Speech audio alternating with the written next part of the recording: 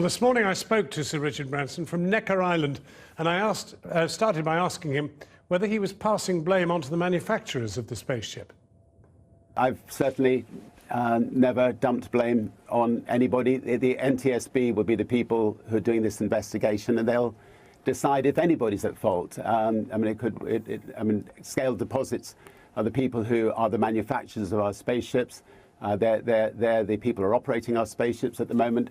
But the NTSB at this stage have not come out and blamed anybody. What they have done is they've ruled out a lot of the very British speculation by self-proclaimed experts over the weekend in saying that the fuel tanks, the engine are all intact, and that there was no explosion.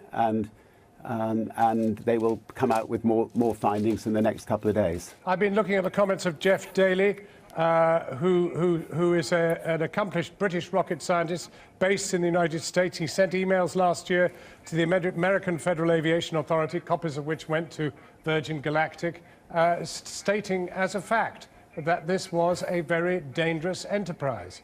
Yeah, look, we have 400 of the best engineers in the world working for Virgin Galactic, and Scaled have hundreds of excellent engineers working for Scaled.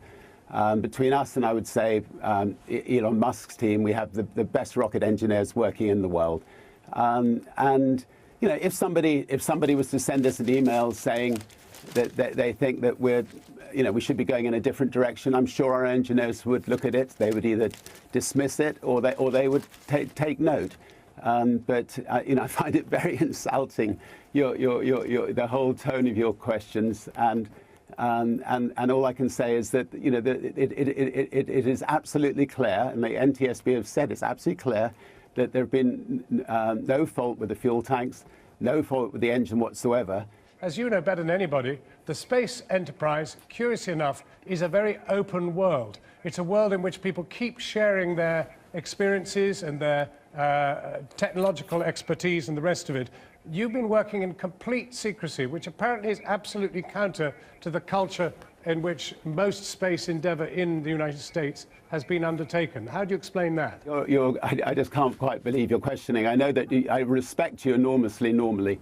I have no respect for you at all for the way you're conducting this interview. But anyway, I'll answer your questions. Virgin Galactic is at the cutting edge of space.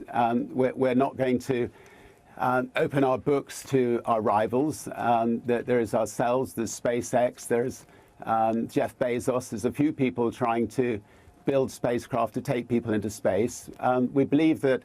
And I think everybody, most sensible commentators believe that we are ahead of the pack as far as taking people into space, and I believe that we will succeed. Well, NASA has a 97% safety record. What would be an acceptable safety record to you to put civilians into space? Well, look, Burt Rutan has always said that space travel at this stage is a little bit like the early airline travel of the sort of 1920s, 1930s. That's the kind of potential risk that you take. Obviously, the team at Virgin Galactic want to make it a lot safer than that. We would want to run a spaceship company that loses nobody. Sir Richard, thank you very much indeed for talking to us. Thank you. Richard Branson talking to us from his home in Necker Island earlier today. Now,